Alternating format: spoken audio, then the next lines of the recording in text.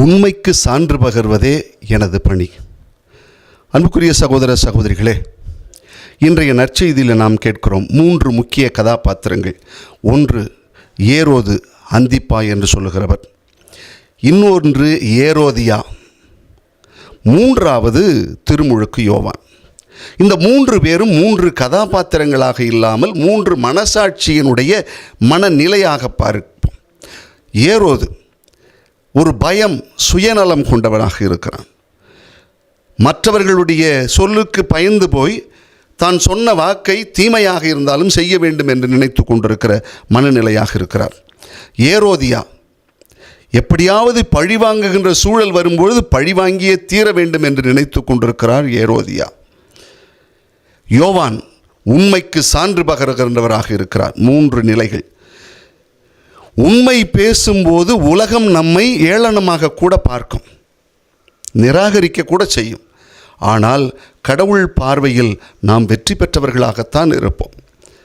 அன்புக்குரியவர்களே, நம்முடைய வேலைத்தளம், குடும்பம், சமூகம், இவற்றில் இந்த 3ஐயும் நாம் பார்க்க முடியும். ஒன்று, எல்லாரும் செய்கிறாங்க, எல்லாரும் சொல்கிறாங்க, நமக்கு ஏன் வம்பு, நாமும் சேர்ந்து அவங்களோட செஞ்சுட்டு போவோம் அப்படின்னு சொல்லி தீமையாக இருந்தாலும் அதனோடு சேர்ந்து செய்கிறோம் என்று சொன்னால் ஏரோதினுடைய மனநிலை நமக்கும் இருக்கிறது.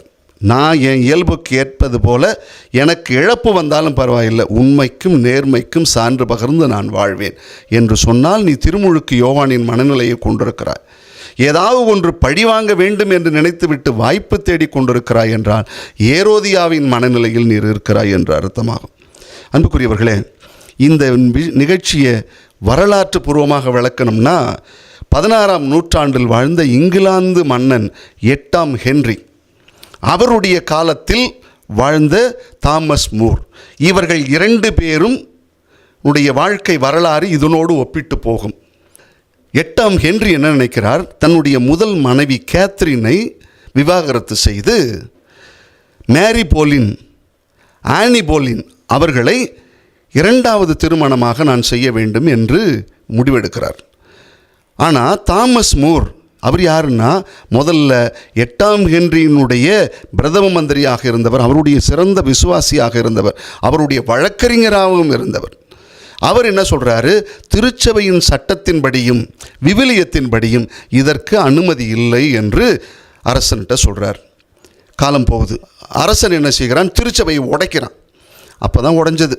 திருச்சபை உடைத்து தனக்கென்று ஒரு திரு அவையை உருவாக்கி இந்த இதுக்கு நீ அனுமதி கொடு, இதுக்கு ஒத்துக்க அப்படின்னு சொல்லி தாமஸ் மூரை கட்டாயப்படுத்துகிறார். அவர் அதுக்கு இணங்கவே இல்லை.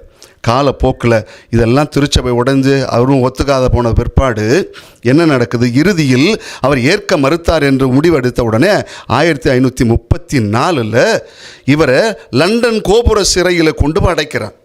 அடுத்தது அரைச்சது மட்டும் இல்லை, அடுத்தது 1535 ஜூலை மாதம் 6ஆம் தேதி இவருக்கு தண்டனையும் கொடுக்கிறார். அந்த தண்டனையை அவர் ஏற்றுக்கொள்கிறார். இதுதான் உண்மை, இதுதான் சரி, இதுதான் திருச்சபை சட்டம் என்பதை உறுதியாக இருந்தார். அப்போ அவர் சொன்னாராம், நான் அரசனுக்கு சாகும் வரைக்கும் விசுவாசியாக இருந்தேன், ஆனால் அதற்கு மேலாக, எல்லாவற்றுக்கும் மேலாக கடவுளுக்கு முதல் வேலைக்காரனாக நான் இருக்க வேண்டும், அதுதான் செய்கிறேன் என்று சொன்னாராம். அன்புக்குரியவர்களே, உண்மை எதுவோ அதற்கு துணையாக இருக்க வேண்டும், நியாயம் எதுவோ அதற்கு பக்கத்தில் இருக்க வேண்டும், நீதி எதுவோ அதனோடு பயணிக்க வேண்டும். அப்பொழுதுதான் நாம் எல்லோரும் திருமுழுக்கு யோவானினுடைய பிள்ளைகளாக மாறுவோம்.